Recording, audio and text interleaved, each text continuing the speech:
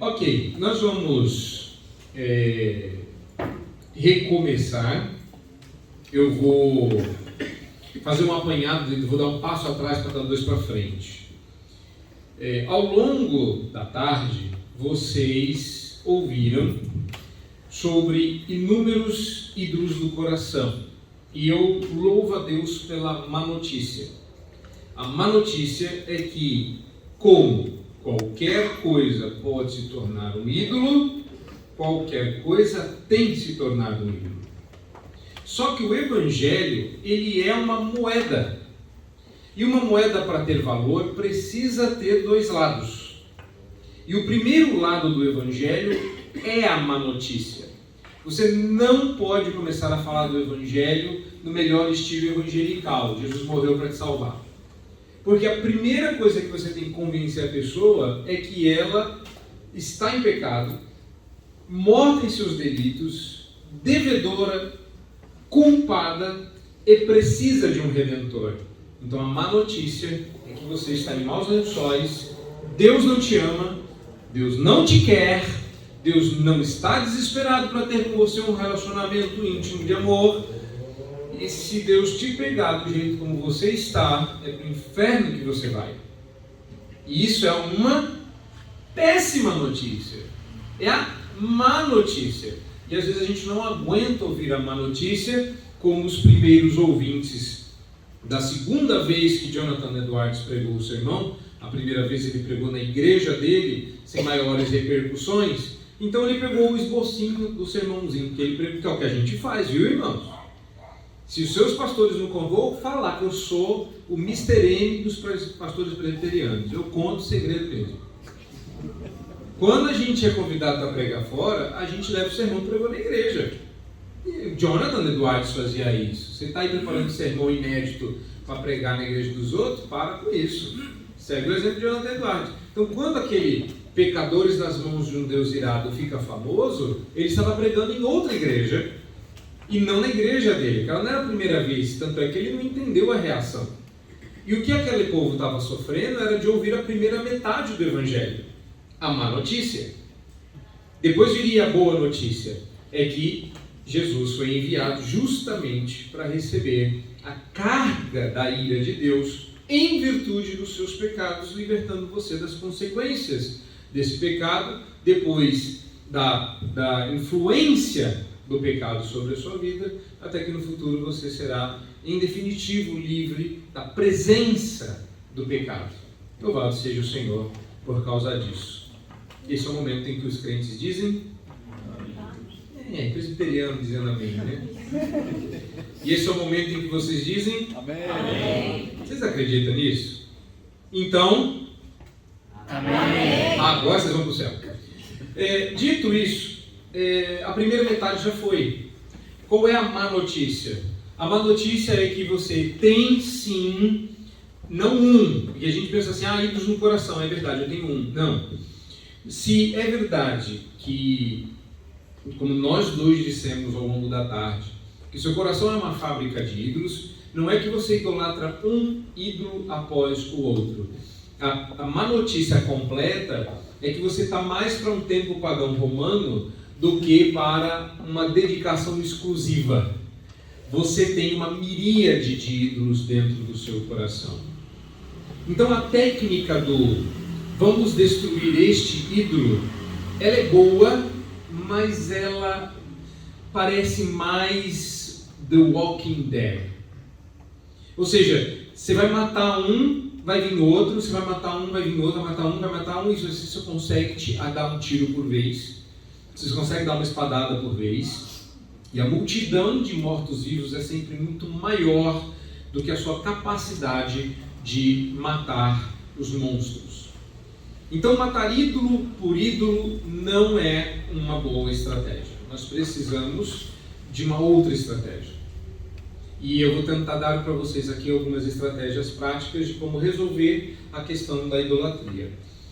Não é uma fantasia do tipo, você vai sair daqui com seus ídolos expurgados, ou basta você fazer essas 3 coisas e vai dar tudo certo.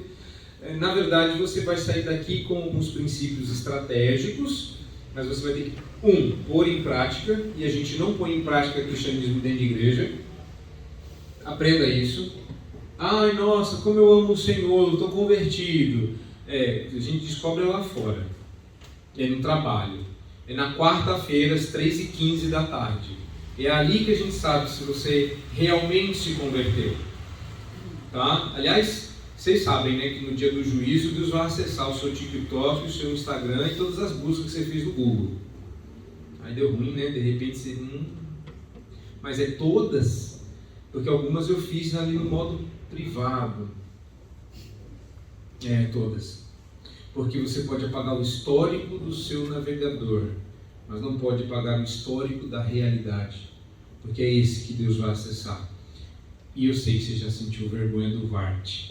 Conhece a história do vergonha do Vart, né? Walter era aquela pessoa que se escondeu no armário para não ser pego pelo marido da mulher.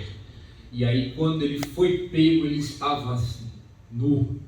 E aí ela gritou: ai, que vergonha do Vart. Às vezes a gente tem vergonha do pecado, e a gente devia ter vergonha de pecar. Vamos falar um pouquinho sobre como é que a gente faz para descobrir se a gente está idolatrando? Porque aí fica mais fácil do que se a gente ficar nomeando ídolo por ídolo. Acho que já deu uma boa ideia de que nós temos e de como eles se formam. Então a primeira coisa que eu quero, as minhas águas ficam aqui, viu? Escondidinhas. Ele não caiu na minha armadilha, né? Deixei a armadilha aqui, não caiu. Derrubaram. Vamos lá. Primeira coisa que você deve entender.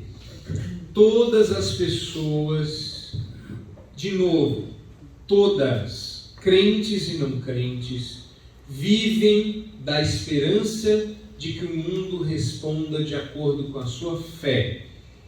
Isso aqui vale para a brincadeira do... Eu já falei que está incômodo o toque ataca? Pois é. Eu devia chamar isso de o toque contra-ataca, para lembrar mais o Star Wars. Mas sabe por quê? Porque é exatamente esse exemplo que ilustra a questão. Eu tenho uma fé que eu espero que o mundo corresponda a ela, ou seja, de que as coisas estejam sempre alinhadas, aconteçam sempre da forma como prevista e que meus planos se concretizem. Você é uma pessoa que fica irada e desconta nos outros a sua ira quando o seu dia não acontece do jeito como você planejou? Você fica irado quando o que combinaram com você não acontece, a pessoa esquece do compromisso, se atrasa? Sabe qual é a pior coisa que eu experimentei na minha vida? Atraso de casamento. Porque eu e minha esposa, quando ficamos noivos, nós prometemos diante de Deus que não nos atrasaríamos no casamento. Porque, como nós tocávamos na orquestra da igreja, nossa igreja é uma igreja grande em São Paulo, e tinha uma orquestra. E a orquestra, obviamente, era sempre convidada, por causa, lembra do ídolo do amor romântico? Para casamentos da igreja.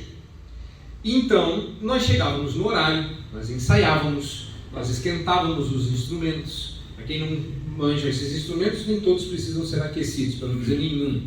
Mas quando você está tocando, por exemplo, o meu instrumento, na época que era um metal, você precisa esquentá-lo para que ele expanda, para que você possa tocar ele na potência que o instrumento tem. Para não tocar, quem toca instrumento frio desafina no meio do processo. Então você tem que esquentar o instrumento. É aquela coisa toda. Aí a orquestra estava pronta na hora do culto. 7 horas é o casamento, 7 horas a orquestra estava lá. Manda soprar que eu assopro. Cadê a noiva? Cadê a noiva? 10 minutos, 15 minutos, 20 minutos, meia hora, 40 minutos. Pois é. Como eu e minha esposa já tínhamos passado por várias dessas experiências que despertam a ira no nosso coração, tínhamos nos determinado a não atrasar. Avisamos a todos. Nós não vamos atrasar. Sabe o que aconteceu? Ninguém acreditou. Então, na hora do culto, estávamos eu e minha noiva, na hora do culto, e aquele povo que entra junto, que eu ainda não tenho nome para aquilo dentro da tradição reformada, então eu vou usar o nome católico mesmo. os padrinhos e as madrinhas, eles não estavam prontos. Por quê? Porque ninguém chega no horário. E aí a gente fica o quê? Você tinha que ver a nossa cara de felicidade. O pessoal achou que a gente estava brigado. Isso é cara de casar? Vocês não estão felizes? Estamos felizes. Estamos felizes. Você vai chegar? Ele está muito feliz. Entendeu? E por quê? Porque a gente tem, olha aqui, presta atenção, esperança de que o mundo responda de acordo com o que a gente crê. Você é assim? Você é aquela pessoa que trabalha, dá o máximo. Todo mundo sabe que a promoção é sua e fica frustrado quando eles promovem aquela pessoa que você nem sabia que existia na empresa? É assim com você? Hein? Você é aquele tipo da pessoa que você fez, tipo igual agora, que no final você trabalhou pra caramba, foi lá, serviu, correu, né? Assou mais pão de queijo, que pão de queijo em Minas evapora. Não é assim? Aí chega no final, vamos fazer os agradecimentos e esquecem do seu nome. É horrível, porque você tem uma esperança, porque você crê em algo, e quando você se frustra, você fica irado. Pois é, todo mundo é assim. E isso eu nem estou falando de idolatria, estou te explicando como é que a idolatria nasce no nosso coração. E onde quer que você funde a sua fé em Deus ou em ídolos de substituição, você terá a âncora da sua esperança. Eu estou explicando isso porque você precisa agora, qual que é o meu alvo, explicar para você como é que funciona o esquema do seu coração, para você entender se você está idolatrando ou não. Porque quando a gente ouve, e muito bem ouvido, diga-se de passagem, que, olha, coisas boas se tornam em deuses, porque reconhecimento não é mal em si mesmo, mas pode se tornar um Deus. Filho é bênção, mas pode virar um Deus. Trabalhar é bom, claro, dignifica o homem, mas pode virar um Deus. Desse jeito, pastor, o que é que não pode virar um Deus? Não, tudo pode. Como é que eu vou saber se eu estou idolatrando ou não? Eu sei a regra, a gente ouviu a regra, eu ouvi vocês repetirem a regra. Se ficar mais importante do que Deus no seu coração, você está idolatrando. Só que eu sou da área de aconselhamento, e eu sei muito bem que vocês não sabem aplicar a regra. Como é que você sabe quando alguma coisa está mais importante do que você no seu coração? Certa feita eu estava aconselhando uma pessoa que tinha problemas com a idolatria da bebida, o álcool latra. Porque latria vem do grego, significa serviço. Servir ao álcool é idolatria, porque é um alcoólatra. Entendeu agora por que a gente usa a expressão final latria ou latrel? Porque significa serviço, é estar a serviço dele. Eu estava conversando com essa pessoa e eu perguntei para ela, como é que você sabe que você está perdendo o controle e já não está mais sóbrio? E a resposta foi a mais honesta possível. Eu não sei, porque se eu estou alcoolizado, eu já perdi a noção. Então eu não sei. Quando alguém vira para você e fala, você está ficando bêbado, o bêbado diz, beleza, eu estou perfeitamente no controle. Por quê? Por que a pessoa? Porque ela não sabe. Então não me venha dizer assim, eu super sei quando eu estou idolatrando, pode ficar tranquilo. Eu trabalho 14 horas por dia, todos os dias, até de domingo. Mas eu sei muito bem quando eu estou idolatrando. Sei. Então, eu vou te dar 3 dicas para você saber se você está idolatrando, tá? Se você ama, confia ou obedece esta coisa, você está idolatrando. Na Bíblia há 3 metáforas ou modelos básicos para descrever como as pessoas se relacionam com os seus ídolos em seus corações. Nós amamos, confiamos e obedecemos eles. Por quê? Primeiro, porque tudo que nos controla é o nosso Senhor. E amor, confiança e obediência controlam a nossa vida. Alguns exemplos podem ajudar mas acho que a gente pode dar vários exemplos. Bebida é péssima, mas deixa eu falar, eu aconselho gente muito louca. E nem sempre eles são cristãos. Então imagine que, nesse caso era uma cristã, mas olha só que coisa doida, um cristão que fuma. Ai meu Deus.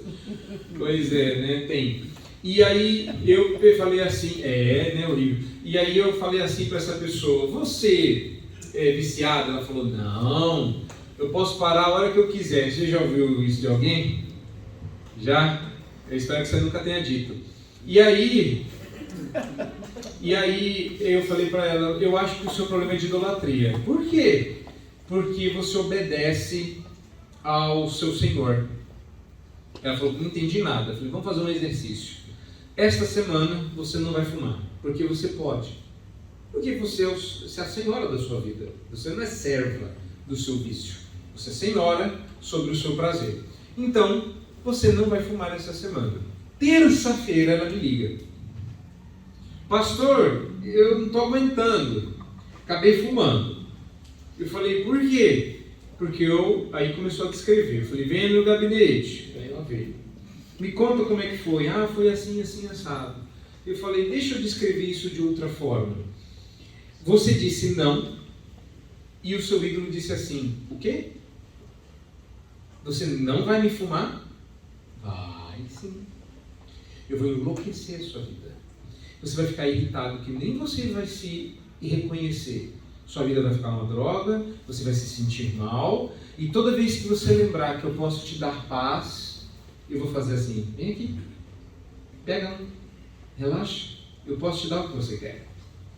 E você ama aquela sensação.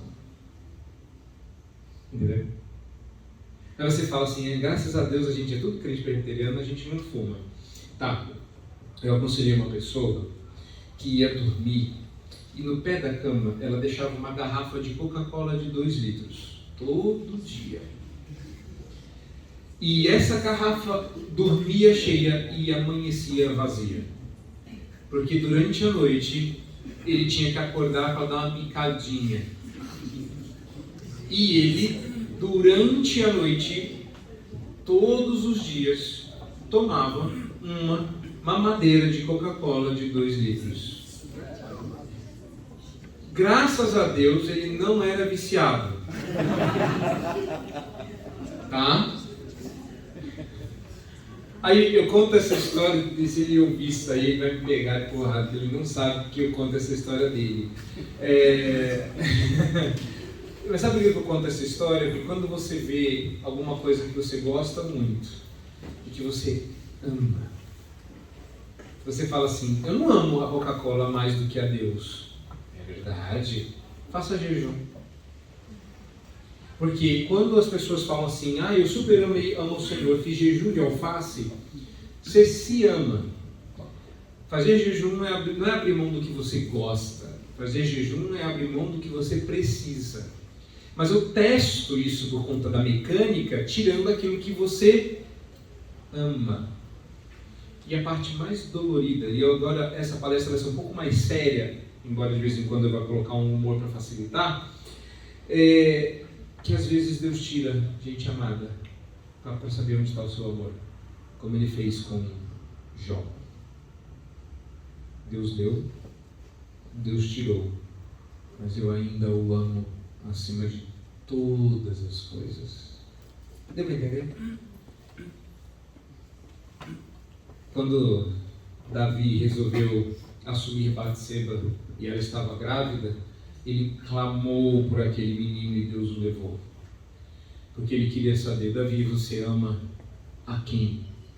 Acima de todas as coisas. E o homem, segundo o coração de Deus, deu a resposta certa. Eu amo o Senhor mais do que a própria vida. Por isso, os meus lábios te louvam. Como a corça suspira pelas águas, por ti, Senhor, suspiro eu. Amor. O que é que você mais ama? Joia. Tira. Porque quando você diz assim, eu amo o Senhor sobre todas as coisas, a resposta é não, não é verdade, mentira. Você tem várias coisas que você ama mais, e sem as quais você não fica sem. Mas você deveria cantar outra música também. Será que vocês conhecem essa? Eu sei que a Batista conhece, porque é gente batista. Me falte água, ou alimento, ou suprimento para o amanhã que vem. Só não me falte a presença do Senhor. Você é capaz de viver isso? Você é capaz de dizer, eu prefiro um bocado seco e tranquilidade do que respirar? Você estaria disposto a morrer por Deus? E eu acho que a resposta seria um verdadeiro sim. Mas o desafio não é morrer por Cristo, meus queridos. O desafio é viver por Cristo. Porque se eu tivesse combinado com alguém que vocês também não conhecem, eu tivesse trazido de São Paulo, porque isso aconteceu em um acampamento, que ele combinou com um amiguinho de entrar no acampamento e fazer um sequestro, fingir que estava sequestrando, que ia matar todo mundo, e ele diz assim, não é uma ideia, eu não estou dando uma ideia, não olha para trás, não é uma ideia. Não, eu não dei essa ideia. Não é uma boa ideia, não dei. Mas alguém fez. E aí ele ficou lá ameaçando, você morre por Jesus. E para a pessoa que foi um colega, disse assim, eu fiquei muito chateado, porque todo mundo queria morrer por Jesus. Você vai no acampamento de crente, entendeu? Retiro espiritual. Depois que a pessoa ouve as palestras, entra um assassino, sequestra todo mundo, diz, vou matar todo mundo que é crente. Então vai matar todo mundo. E você vai morrer por Jesus? Morro. Você também vai... Ninguém tinha um que não quis morrer por Cristo. Isso é decepcionante, né? Eu falei assim, faz o inverso. Fala assim, não vou matar ninguém, vai todo mundo ter que viver por Jesus, vai todo mundo voltar para casa, vai ter que ser bom filho, bom marido, bom estudante, bom profissional, vai todo mundo viver por Cristo até o dia da morte. Aí eu falei, não, eu prefiro morrer por Jesus. Entendeu a dor? Meu querido. Idolatria não é um assunto qualquer. Para de achar que você é o Smigol, assume logo que você é o Gollum e se arrependa dos seus pecados. Confiança. A coisa mais besta que você pode fazer na vida é confiar na droga de um ídolo. Porque o ídolo vai prometer e ele não vai cumprir. Por quê? Porque, por definição, ídolos não cumprem o que prometem. O ídolo do reconhecimento prometeu alguma coisa. O ídolo do casamento prometeu alguma coisa. O ídolo das finanças estáveis, do sucesso profissional, da beleza física, do amor romântico, do que você quiser. Prometeu alguma coisa. Sabe o que você não está perguntando? O que foi que ele prometeu e em qual promessa você confiou. Quer descobrir a sua idolatria? Pergunte-se no que você está confiando. A beleza física prometeu amor eterno. A beleza física é fugaz. Irmãos, vou dizer uma coisa que nem todo mundo diz, mas que aqui eu estou para falar verdades. Todo mundo já foi bonito um dia, disse. Até eu. Bebês são... Vocês têm que ver minha filha. Minha filha tem 1 ano e 7 meses. Eu nunca vi coisa mais linda. Na verdade eu vi 2 vezes antes. A primeira e a segunda filha. A minha primeira filha, quando eu nasci, eu nunca achei bebê bonito. Você sabe que bebê tem taco de joelho. Mas a minha filha não tinha. Como eu dizia para minha esposa, este é o joelho mais lindo que eu já vi na vida. Aí nasceu a minha segunda filha. Eu falei, retiro o que eu disse. Este é o joelho mais lindo que eu já vi na vida. Agora que a gente teve a terceira filha, eu falo assim, não para de sair joelho bonito dessa casa. Queridos, eu sou muito abençoado. É verdade. Não, eu não sou convencido. É verdade. Entendeu? É verdade. Se eu sou coruja, não sei. Mas, você já viu bebê feio? Bebê é tudo bonito. Você nunca, repita comigo, eu nunca vi bebê feio. Isso. Pergunta para o pai e para a mãe. Já tem bebê feio, mas ok. Entendeu, né? Todo mundo já teve uma fase bonita na vida, se não quando bebê, quando tinha 2 anos, se não com 2 com 3, se não com 3 com 10, se não... Se fala assim, pastor, até agora eu não fui bonito, calma, um dia você será. Mas não chegou o seu dia. Tá? Vou glorificado? Não, não é isso. Né? Casamento, sempre tá todo mundo bonito, faz aquela maquiagem, não é? E tal. Gente, o que a beleza física prometeu que você está confiando? Sabe uma das coisas que saíram recentemente? Que pessoas bonitas arrumam um emprego mais fácil. A sua beleza física prometeu um bom emprego, a sua beleza física prometeu um bom casamento, a sua beleza física prometeu felicidade, a sua beleza física prometeu satisfação. Você confiou? Você confiou? Fama. Se eu tiver tantos mil seguidores, se eu tiver seguidores, se alguém curtir meu post, se alguém me curtir, se alguém disser que eu sou legal, se alguém disser que eu sou inteligente, o que essas falsas promessas estão prometendo e por que você está confiando? Confiança. Obediência. Em obediência, porque o ídolo, ele nunca pede nada fácil. Você quer ser bonito? Quer ser magro? Quer ser famoso? Eu não quero que você durma. Você não vai dormir. A minha liturgia de culto é ausência de sono. Outro Deus vai falar assim, não, a minha liturgia de culto é ausência de comida. Não pode comer isso, não pode comer aquilo, não pode comer aquilo outro. Mas pastor, a gente tem que evitar algumas coisas. Sim, Paulo também fala daqueles que proíbem coisas de comer com a perspectiva de que você vai ser mais santo, quando tudo é aceitável diante de Deus com ação de graças. Percebe? Agora tem uma nova religião aí que diz que você não pode comer nem carne. Eles fizeram o trans hambúrguer. Já viu? Hambúrguer trans? Não vou fazer essa piada, né? Pesar demais. Já viu? Hambúrguer trans? Parece hambúrguer, chega igual hambúrguer, mas é feito de mato? Não é verdade não. Diz que é incrível, acha aquilo incrivelmente falso. Não é de Deus não. Hambúrguer bom que Deus fez. Entendeu? Irmãos, idolatria parece um negócio tão longe, né? Perfeccionismo, vício em trabalho, indecisão crônica, necessidade de controlar a vida dos outros, todos surgem de transformação de coisas boas em ídolos, que então nos derrubam enquanto nós tentamos apaziguá-los, porque os ídolos dominam a nossa vida. Ficou ruim ali, mas eu leio para vocês, se esforcem ali, ó. A única forma, aqui vem a sacada, é daqui para frente que a solução começa a aparecer. A única forma de nos libertarmos da influência destrutiva dos falsos deuses é nos voltarmos para o verdadeiro Deus, o Deus vivo que se revelou tanto no Monte Sinai quanto na cruz. Eu vou falar desses dois eventos, usei esse slide como linha mestra, já vocês vão entender. O único Senhor que, se for encontrada, pode realmente satisfazê-lo, e se você falhar, ele será o único que poderá realmente perdoá-lo. Irmãos, vou dar um segredo para vocês.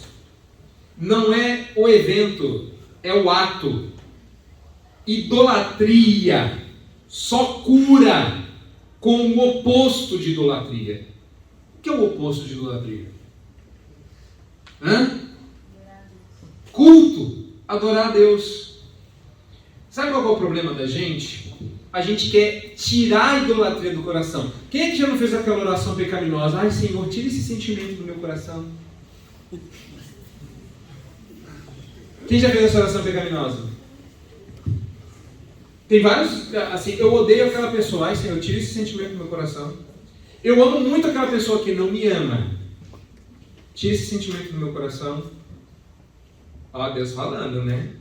Quem é que já não fez essa oração? Se vocês estão tudo aí fingindo que não é com vocês, mas eu vou dizer para vocês, eu já fiz essa oração muitas vezes. E sabe o que acontecia? Nada. Deus não tirava. Porque a oração está errada. Deus não quer que você tire nada do seu coração. Deus quer que você ponha.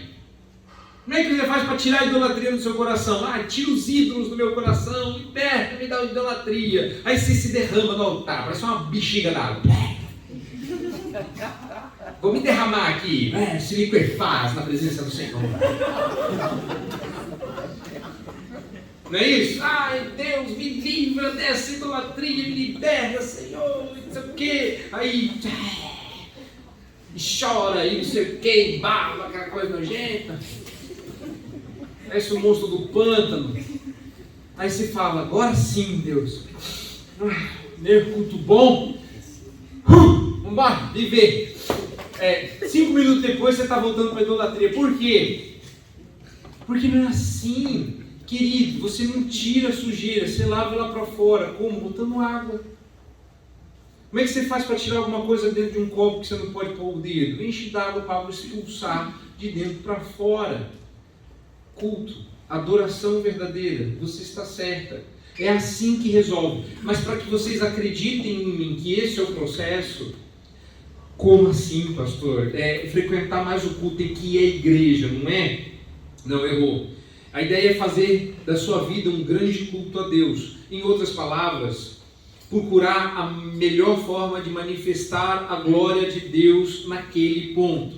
Estou procurando um cônjuge. Pergunta que deve ser feita para expulsar a idolatria é: que cônjuge melhor manifestaria a glória de Deus na minha vida? Casar é a melhor forma de manifestar a glória de Deus na minha vida? Ter filhos, trabalhar, ganhar dinheiro, isso manifesta a glória de Deus? Claro que manifesta ser rico. Como? E prova na Bíblia. Tem que provar na Bíblia. É assim que se descobre. Porque quando tudo vira um culto, o objetivo principal que vocês aprendem toda santa vez, pastor, pode fazer isso no culto? Não pode. Por quê? Porque isso não glorifica a Deus. Obrigado, pastor. Qual é a pergunta que você tem que fazer na sua vida? Essa promoção, se eu aceitar, glorifica a Deus ou não? Aí você aceita. Ou não. E essa pessoa é crente, é piedosa, vai me aproximar mais de Deus ou me afastar? Aceita casar ou não? É assim que você descobre. Você aprendeu mecânica, está lá. Todo domingo você está numa cerimônia religiosa chamada de culto, aprendendo o que pode ou não pode ser feito, porque uma coisa glorifica a Deus e a outra não. Quando a sua vida é um culto, você precisa de novas liturgias. Movimentos repetitivos que te apontam para Deus. Oração, cântico, devocional, leitura da palavra. Entendeu? Você parar de ouvir aqueles podcasts porcos e cheios de palavrões para assistir pregação. Tem uns podcasts aí da glória, do fogo, do poder. Esses não recomendo não. Não tem? Não pode crer, né? Esse eu inventei agora, não sei nem se existe. Deve existir, né? Porque pode crer é óbvio, né? Deve ter. Eu sei que não pode par, né? Porque de lá tem um flow de coisas horríveis, né? Então, por favor, evitem certas coisas pecaminosas. Perceberam?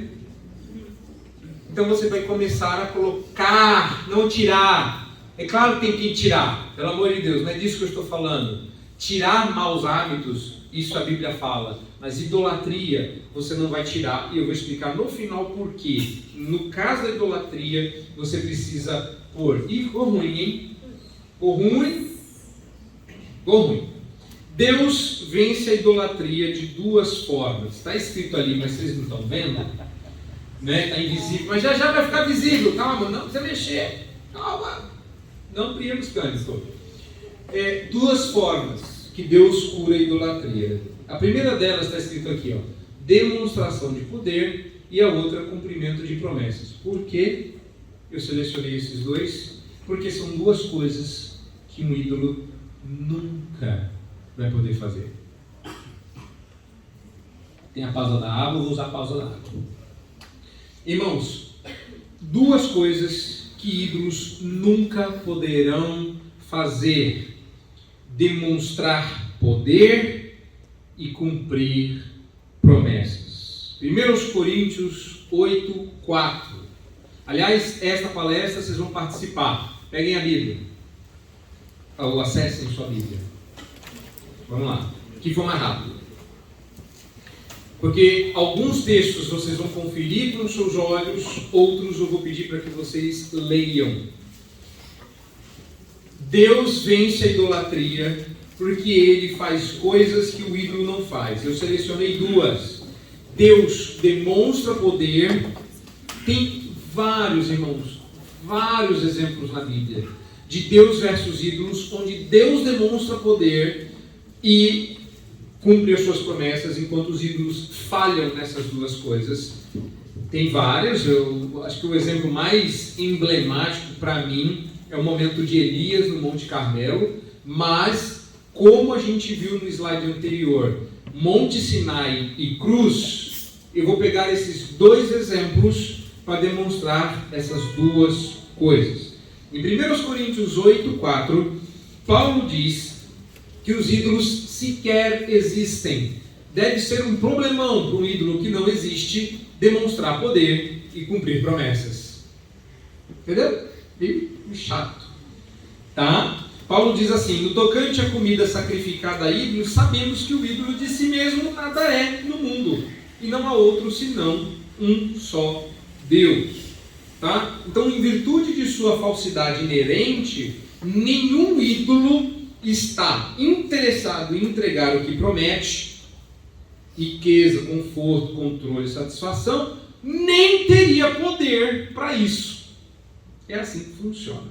Aqui isso nos conduz, espero que apareça. Eita, tá lindo, né? Ok. Se você se esforçar, Deus revelará. Aqui isso nos conduz. Quando Deus revela poder, Ele gera culto em você. Quando Deus cumpre promessas, Ele gera culto em você. Uma das coisas legais de você observar na Bíblia é que toda vez que Deus revela o seu poder, as pessoas adoram. Toda vez que Deus cumpre o que promete, as pessoas adoram. O que é um tanto quanto inexplicável e não tem explicação, porque o pecado, para ser pecado, ele não pode fazer sentido. O pecado, ele é, por natureza, imbecil. Ele falha de lógica. Então, é irracional as pessoas continuarem adorando um ídolo que é fraco e não cumpre as suas promessas.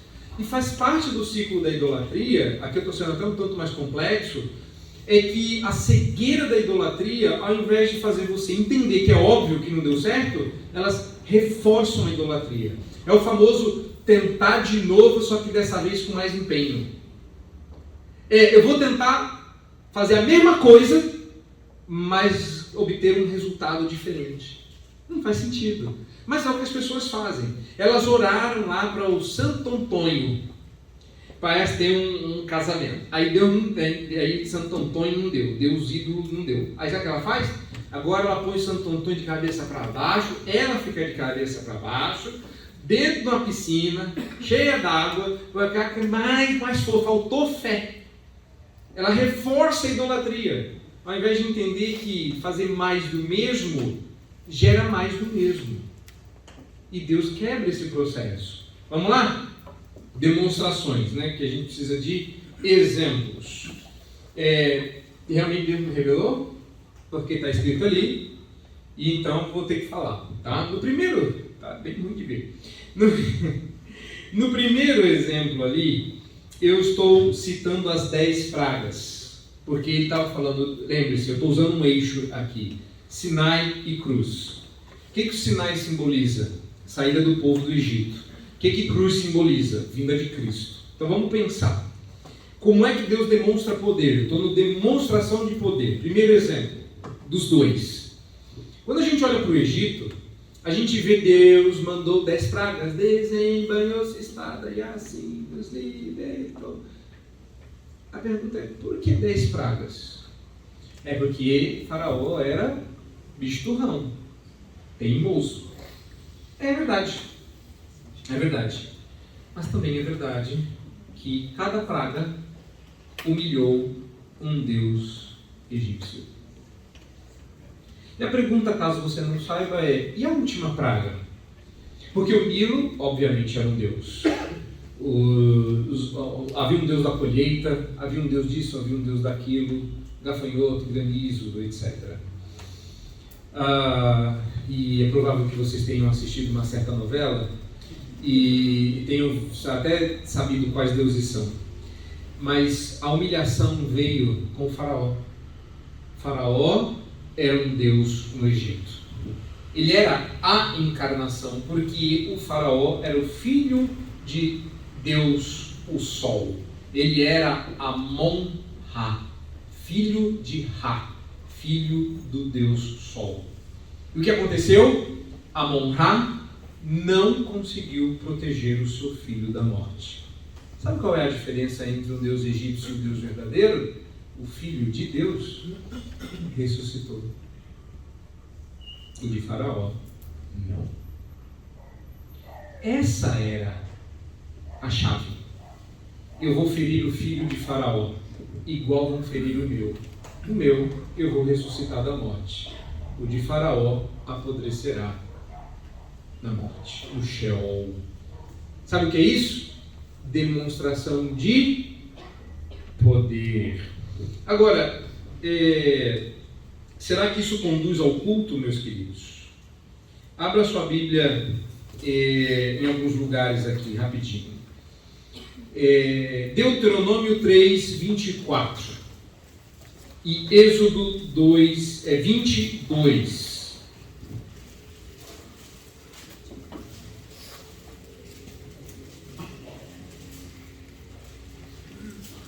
Deuteronômio 3, 24, desse lado aqui. Quem achou? Lê para mim. Ó Senhor Deus, passaste a mostrar ao teu servo a tua grandeza e a tua poderosa mão, porque Deus há nos céus e na terra que possa fazer segundo as tuas obras, segundo os teus poderosos feitos. Demonstração de poder. Está aí ou não está? Está escrito isso ou não está? Demonstração de poder. Não está escrito isso com todas as letras. Passaste a mostrar ao teu servo a tua grandeza e a poderosa mão. O que Deus estava fazendo? Demonstrando o seu poder. Êxodo 22, desse lado aqui. Quem lê para mim? Eu sou o Senhor teu Deus, que te tirei da terra do Egito, da casa da servidão. Verso 5. Não os adorarás, nem lhes darás culto, porque eu sou o Senhor teu Deus, Deus zeloso, que visita a iniquidade dos pais dos filhos, até a terceira e quarta geração daqueles que me aborrecem.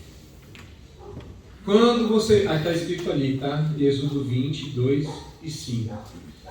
Quando Deus demonstra poder, o que é que você deve dar em retribuição? Culto.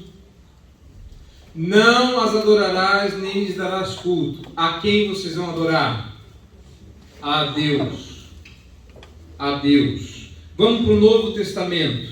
O exemplo que está ali é o exemplo da pesca maravilhosa. Não dá para ler, só eu que estou vendo. Tá? Exemplo da pesca maravilhosa. Onde que está isso? Está em Lucas 5, por exemplo. Acompanha rapidinho lá. Lucas capítulo 5. Você tem ali um momento em que Jesus está falando para a multidão, de repente vê os barcos, vê o pessoal chegando da pesca e fala assim: vamos dar um rolê de barco. Aí Jesus fala para o pessoal, termina de pregar, fala: passa ao largo, ou seja, dá a volta ali, né? É o famoso vira direita, vira direita, vira direita, e joga a rede. E Pedro fala assim: não sei o que você faz da vida, talvez carpinteiro, né? Não sei, mas assim, me prazer, Pedro, pescador, né? Tipo, de pescado a gente entendemos, né? Bom português, né? E nessa hora não joga, não pesca mais nessa hora, né? Pesca a hora que a gente foi. Mas para provar que carpinteiros não sabem nada de pescaria, eu vou jogar a rede para provar para você que vocês acham que Pedro era um homem de fé, né? Ai, sob suas ordens lançaremos as redes. É isso aí, tem que ter a fé de Pedro. Que droga! Porque Pedro não estava fazendo isso como fé. Pedro estava fazendo isso para provar que ele estava certo. Eu vou jogar sob suas ordens. Porque se na hora que eu tirar nada, você vai ver que eu estou certo, pescador sou eu.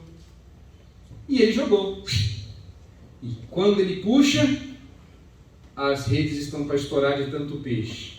Olha lá, entrando em um dos barcos, versos 3, que era de Simão, pediu-lhe que afastasse um pouco da praia e assentando ensinava do barco as multidões. Verso 8, vendo então o resultado final, Simão Pedro prostrou-se aos pés de Jesus, dizendo: Senhor, retira-te de mim, porque sou pecador.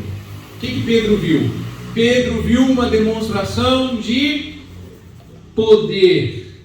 O que Pedro fez? Adorou. Como é que a gente faz para tirar o ídolo do nosso coração? Compara a demonstração de poder do ídolo, que não existe, que não há, com a demonstração de poder de Deus. Quando Deus demonstra o seu poder, nós respondemos em adoração. O problema, meus queridos, é que a gente quer ver o poder de Deus. A glória do Senhor hoje aqui, a sua mão e o seu poder sobre mim. Você quer declarar com os seus céus abertos e contemplar o Shekinah descer. Bobeira. Quer ver o poder de Deus? Abra a Bíblia. Sabe quem está falando isso para vocês? Anotem aí. Jonatas Abdias, aos 14 anos, teve leucemia linfóide aguda. Câncer! E quando eu fui internado no Hospital das Clínicas de São Paulo com leucemia linfóide aguda, eu tinha 92% de blastos. Isso significa que 92% do meu sangue era câncer. E um dia, alguém virou para os meus pais e disse: nós vamos ter que enfiar no seu menino de 14 anos drogas potentes para tentar salvá-lo. Assina aqui caso ele morra. E sabe o que aconteceu depois de 20 dias tomando a medicação? Nada. Nada. Nem o meu cabelo tinha caído. Os médicos estavam preocupados porque até as drogas eu era resistente. A doença ia me matar. E não havia nada que ninguém pudesse fazer. Então, enquanto eles estudavam um novo protocolo, sem que ninguém soubesse, Deus foi lá e me curou. Assim. E no dia seguinte, quando a gente foi fazer os exames de rotina, todos os dias, às 7 horas da manhã, colhiam o meu sangue. Então, um bendito dia, sem muito saber o que fazer, eles colheram um sangue e tinha algo errado. Então eles foram e colheram um mielograma, que é aqui, ó, no osso do externo, onde eles furam até o sanguinho do osso e tiram o sangue do osso. Você sente a sua alma sair por uma agulha. O exame deu um número esquisito, eles refizeram o exame, segundo furo no osso do externo. O exame ainda estava teimando em dar o mesmo resultado, mas o osso do externo é muito fino, então tem que tirar de um osso maior. Vira o menino de lado, tira da bacia. O resultado deu igual, tira do outro lado da bacia. Chama a médica-chefe, chamaram a chefona. Ela falou: deixa eu fazer, vira do outro lado, segundo furo na bacia. Sabe qual era o problema? Não tinha câncer. O médico veio todo sem graça dizer assim: a gente não sabe explicar, nem mesmo a gente entende, mas ontem o seu menino não tinha câncer, estava morrendo, só que todos os exames indicam que seu menino não tem mais câncer.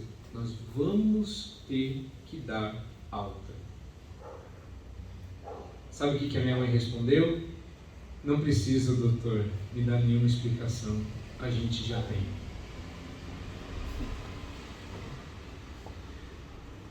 Porque o nosso Deus presbiteriano é do jeito que ele é.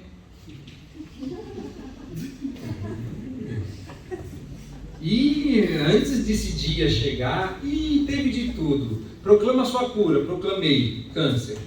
Você está curado em nome de Jesus, tirou o demônio. O demônio foi embora, o câncer permaneceu. Vocês acham que não teve nenhuma tentativa pentecostal? Teve. Desespero leva a gente a pecar. Desespero sempre leva a gente a pecar. Desespero é falta de esperança no Deus verdadeiro. Até que Deus zerou todos os nossos ídolos. Não restou mais nada a não ser o Deus de Israel e um deserto. E quando a gente finalmente falou assim, tá bom, Deus, o que o Senhor quer fazer? Orar. E sabe o que a gente fez? Culto de ação de graças. Porque quando Deus demonstra o seu poder, a gente cultua. Dá uma olhada em mais um texto, por favor. Dá uma olhada em... não, já foi. É outro slide. Vamos mudar de assunto. Cumprimento de promessas. Cumprimento de promessas. Volta para o Egito. Volta para o Egito. Quando Deus cumpre as promessas, o que gera? Culto. Vamos lembrar das promessas? No Egito havia uma promessa. Lê para mim Êxodo 5, 1 e 3. Você acha que a questão do Egito foi aleatória? Pois em Êxodo 5, Moisés diz que havia uma promessa e que a saída do Egito era cumprimento de promessa. O Sinai era uma representação de cumprimento de promessa. Quem lê para mim Êxodo 5, 1 a 3? Depois foram Moisés e Arão e disseram a Faraó: Assim diz o Senhor, Deus de Israel: Deixa ir o meu povo para que eu celebre uma festa no deserto. Respondeu Faraó: Quem é o Senhor para que lhe ouça eu a voz e deixe ir a Israel? Não conheço o Senhor, nem tampouco deixarei ir a Israel. Eles prosseguiram: O Deus dos Hebreus nos encontrou. Deixa-nos ir, pois caminho de 3 dias ao deserto para que ofereçamos sacrifícios ao Senhor, nosso Deus, e não venha ele sobre nós com pestilência ou com espada. Agora lê Deuteronômio, outra pessoa agora aqui desse lado, Deuteronômio 6, 22 e 23. Está vendo aí, né? Cumprimento de promessa. Ele quer sair para cultuar. Certo? Deixa a gente ir porque a gente quer prestar culto. Deus quer que a gente tenha uma promessa. Ele não vai deixar a gente sair. Agora veja lá em Deuteronômio 6, 22 e 23.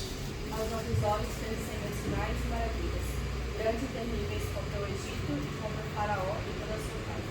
E daí nos tirou, para nos levar e dar a terra, sob juramento prometeu aos nossos pais. Sob juramento, prometeu aos nossos pais, porque eles queriam sair para cultuar. Gente, o povo de Israel não queria sair para ser livre. Liberta a gente, por quê? Porque a gente quer ser livre. Liberta a gente, por quê? Porque a gente é escravo. Liberta a gente, por quê? Porque tomar chicotada dói. Liberta a gente, por quê? Porque aqui é ruim. Liberta a gente, por quê? Porque a gente quer ir embora. Não. Liberta-nos porque nós queremos cultuar. Não. Pelo menos deixa a gente cultuar, então? Não. Então Deus fez sinais grandes e poderosos para que a promessa que ele fez sob juramento fosse cumprida. E sabe o que aconteceu no Sinai? Culto para o Deus errado.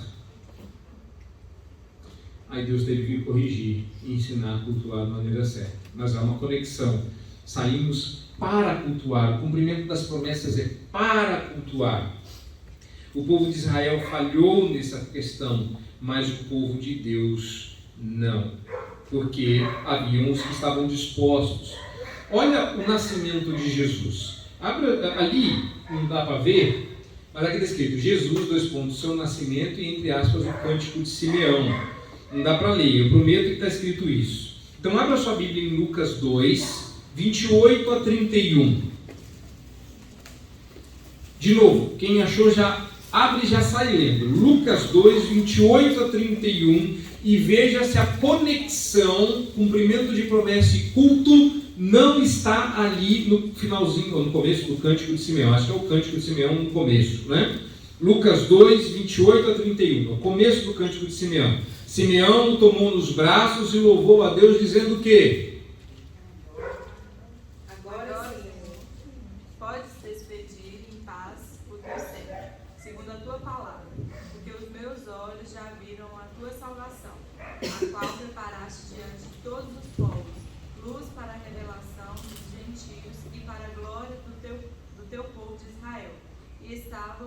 pai e a mãe do menino, admirados do que dele se dizia. Pois é, cumprimento de promessa. E Simeão adorou o Senhor, dizendo: eu vi o Senhor cumprir a sua promessa, eu não posso morrer em paz. Louvado seja o Senhor por isso. Ele nem pediu para participar. Diaconia é o suficiente.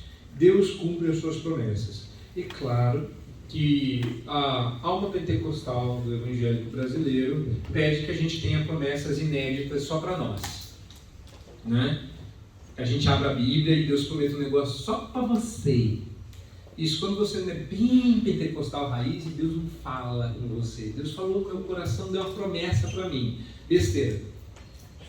Por que eu apontei direto para Jesus? Porque Deus é o Deus que cumpre promessas. O nome para isso é Yahvé. O Senhor é o Deus que cumpre promessas. E Deus não precisa cumprir mais promessa nenhuma para ninguém, porque Ele já mandou o Filho dele. Se Ele faz, é por mera graça. Mera graça. Mas ainda existe uma promessa. Uma promessa. E quando Deus cumprir essa promessa, nós vamos cultuar. E eu quero muito estar lá para ver o tamanho dessa festa. Sabe aquela festa que a Moisés diz assim: a gente vai sair do Egito, que a gente quer fazer uma festa ao Senhor. A gente vai fazer, que é a inauguração do céu. Resta uma promessa, meus irmãos. Ele voltará. Só que você não vive à luz dessa promessa. Você vive à luz das promessas dos seus ídolos. Ele te satisfará. Ele te fará feliz. Ele te dará conforto. Ele disse que, ele não sei mais o que. Só existe uma promessa que nós aguardamos se concretizar de todas as possíveis no mundo. Ele voltará. Você tem que viver à luz dessas promessas. Abra sua Bíblia em Mateus 15, 25. E outra pessoa abre em João 9, 38. Vamos lá. 15, 25, desse lado aqui. E João 9, 38 do meu lado direito aqui.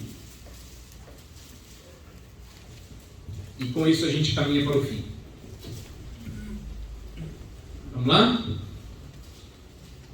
Mateus.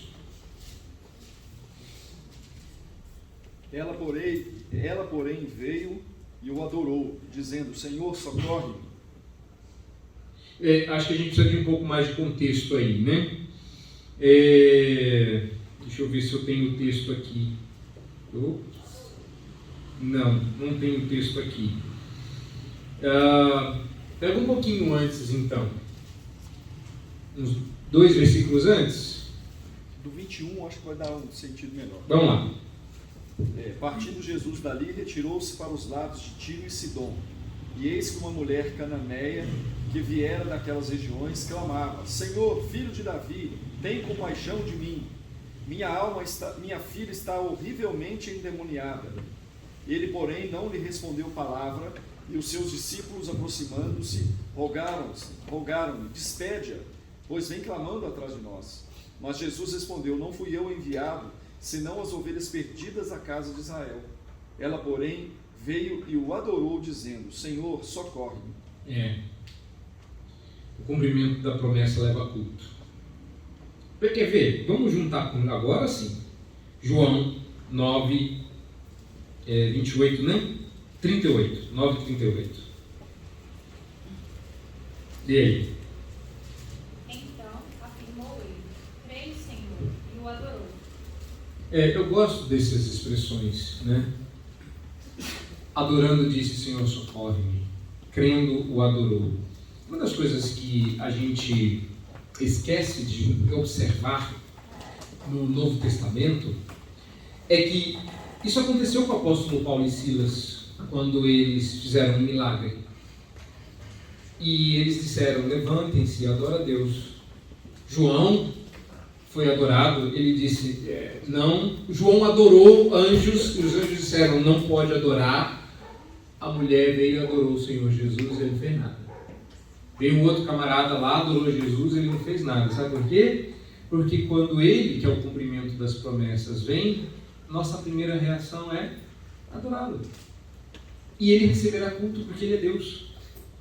Uma das coisas que a gente esquece de fazer é adorar o Senhor Jesus, e Ele receberá o nosso culto. Cumprimento de promessas leva a culto. Eu gostaria de me demorar mais aqui, mas eu estou vendo o tempo passar, então eu preciso encerrar. Minha área é aconselhamento bíblico. Meu trabalho é ajudar pessoas a superarem os seus ídolos do coração. Só temos um grande problema. O ídolo fica no coração. É só esse o problema. Superado esse problema, tudo corre com uma certa tranquilidade. O problema é como é que a gente chega no coração dos outros. A filósofa e profetisa minha mãe dizia: coração dos outros é terra que ninguém passeia. Eu fiz disso minha profissão. Minha mãe sempre diz isso para mim: de todas as coisas perigosas no mundo, você escolheu entrar no coração dos outros. E eu estou tentando até hoje explicar para ela que não dá, só uma pessoa entra no coração dos outros: Jesus.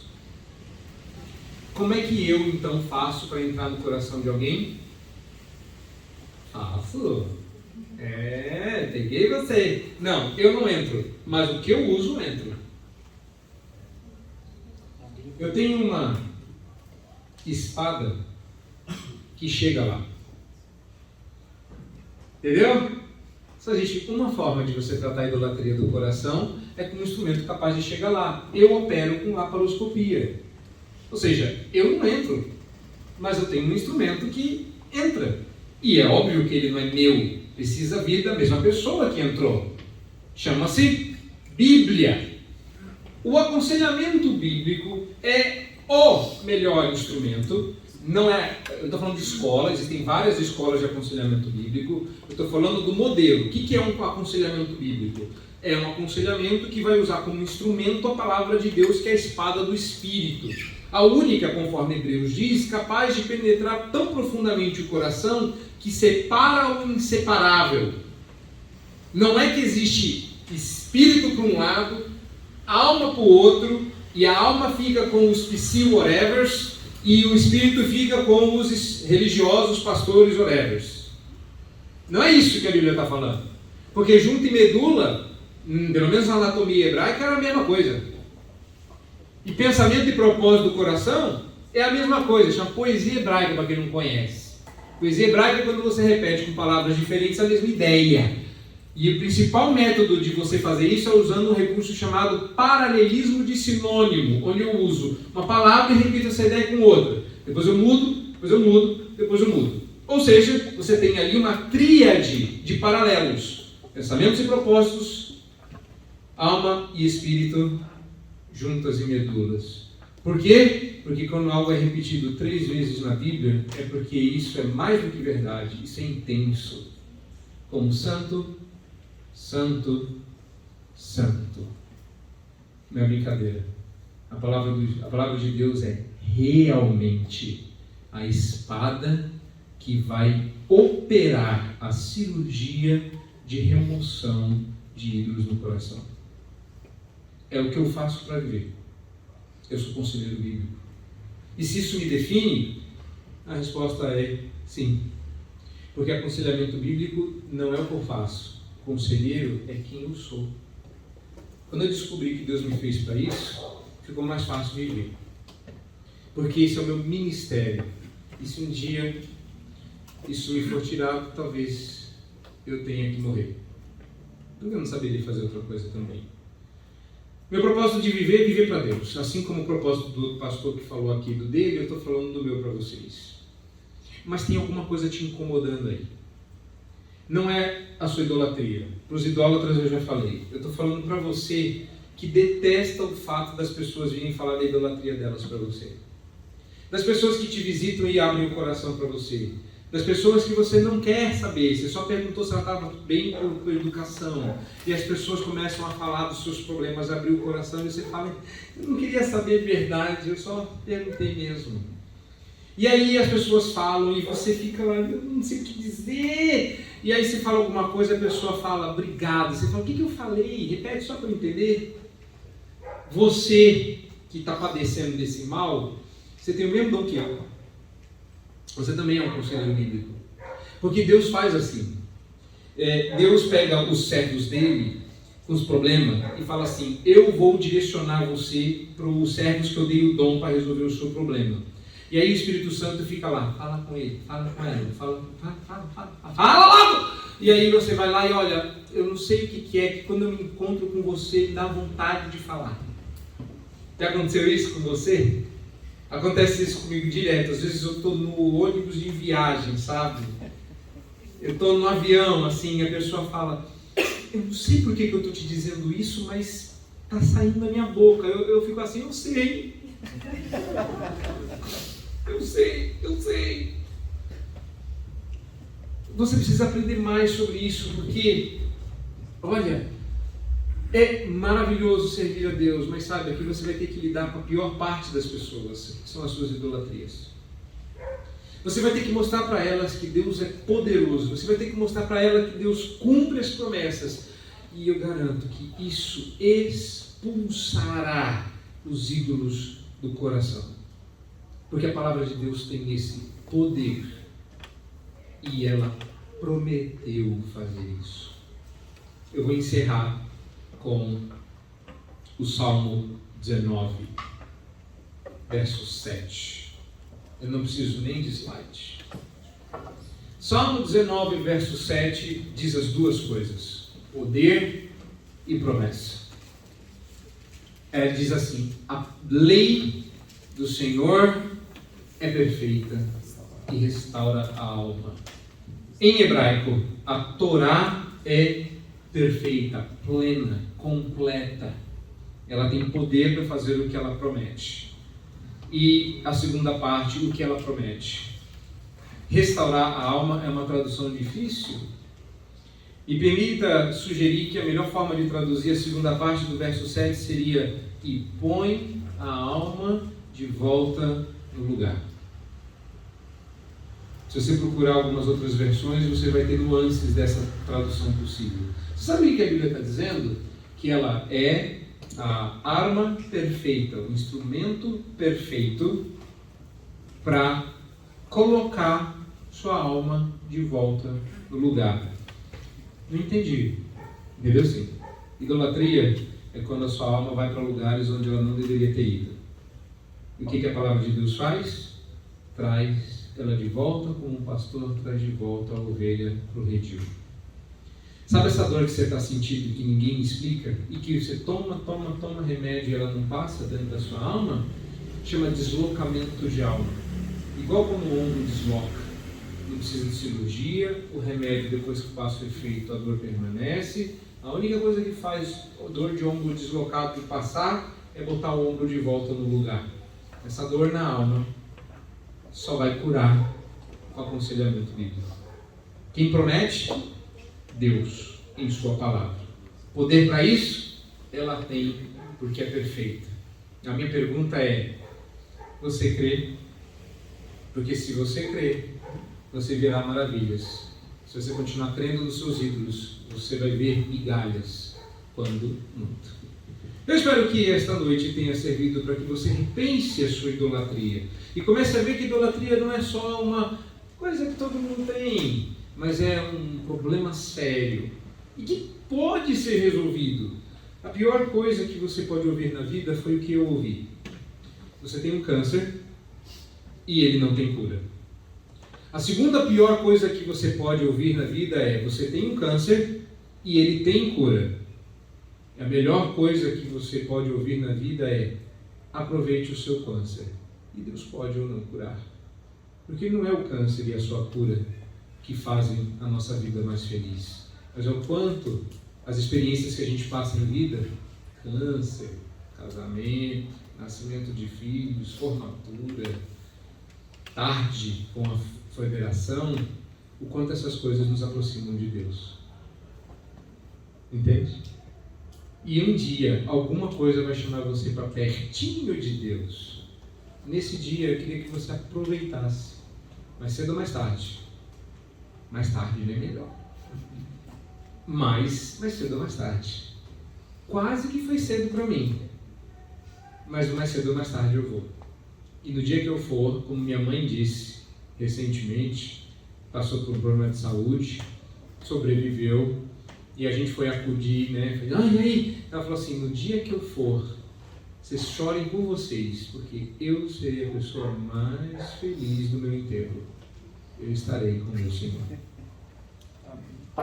Como é bom ser crente. Vamos deixar os ídolos, vamos adorar a Deus e vamos desfrutar das bênçãos que Ele tem para nós. Deus abençoe, foi uma alegria estar com vocês. Eu espero vê-los de novo, se não hoje, pelos caminhos da internet, porque não é só porcaria que tem na internet, né? Nós também estamos lá. Eu espero ver vocês, Deus abençoe, fique com Deus, que Deus os livre dos ídolos.